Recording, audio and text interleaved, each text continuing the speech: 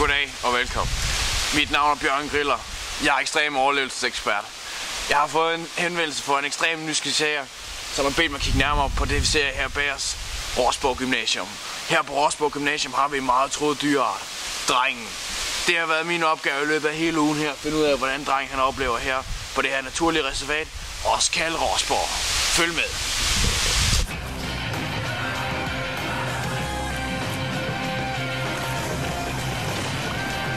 Jeg har valgt at gå på Rorsborg, fordi at meget af min familie har gået på Rorsborg, min fætter og kusiner, og så skolen har et ufatteligt godt ry rundt om i Vejle. Og så den hyggelige stemning, der er på skolen. Der var Anders Grosen, og han var helt vildt sjov, fordi han fortalte os i en halv time om sten. Og så var det ligesom bare sådan sagt, at der skulle jeg gå. Jeg valgte at gå på Rorsborg, fordi at, jeg havde en masse kammerater, som gik herinde. Og så også fordi en masse af mine venner også skulle starte herinde. Jeg troede, det ville være nemmere for mig at komme lidt mere til mig selv her på Rorsborg. Herovre, der ser vi drengene deres tattoo i. De står. Vi har gruppesamling herovre. Alfa han er gået op for at købe noget mad nu her. De andre venter pænt til deres tur.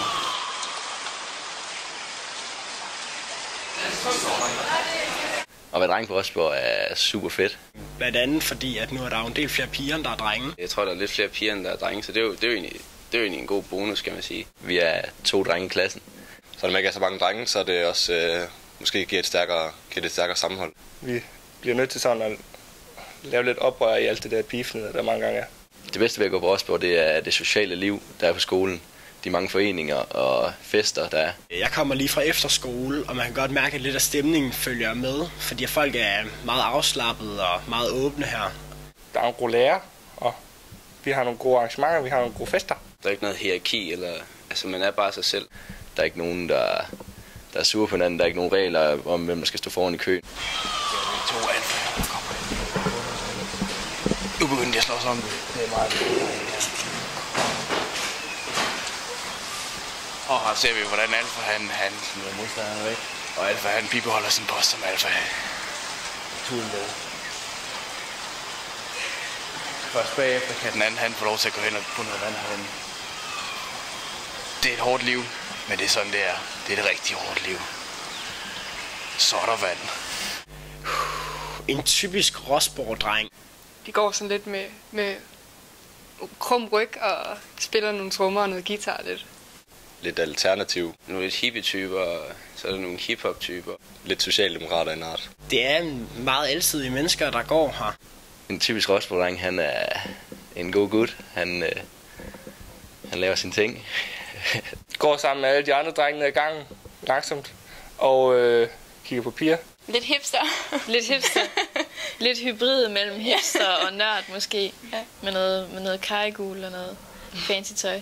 Og nogle hyttesko. Man kan jo godt beskrive mig selv som en typisk Rorsborg-dreng, synes jeg. Det man kan se herovre, der sidder han henne.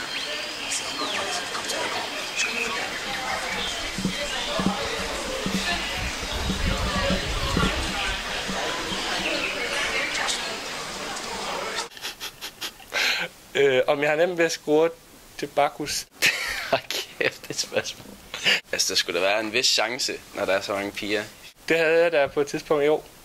Altså, det er mange piger vel med. Nu er jeg mere typen, der drikker mig rigtig, rigtig fuld, i stedet for at tænke på at score. Se på mig. Ej. Altså på Rorsborg er der sådan lidt en all-love-attitude. Og det er en naturlig forsvarsmekanisme, han spiller ind. Hvad fanden laver du her? Jeg vil helt klart anbefale Rorsborg til alle, jeg kender. Også drengen. Ja, helt sikkert.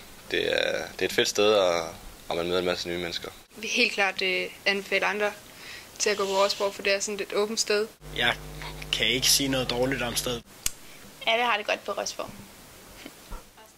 Også drengene. Drengene har det også rigtig godt på Rorsborg. De er lidt undertrykt, men jeg tror, de har det godt alligevel. Nu vil jeg prøve at indfange et lille eksemplar her. Prøv at se, der kommer en ikke så stor anden hernede. Og et lille tips, der når han kommer tæt nok på. Og prøv at træde skoene af ham, så han snubler over dem. Klar.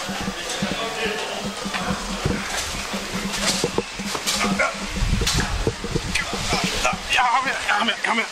Prøv at se, han stænder her. Rimelig gode. Man ser tydeligt, det er en predator. Uden tvivl. Pas på, jeg slipper ham nu her. Han er rimelig aggressiv ham her. Er klar?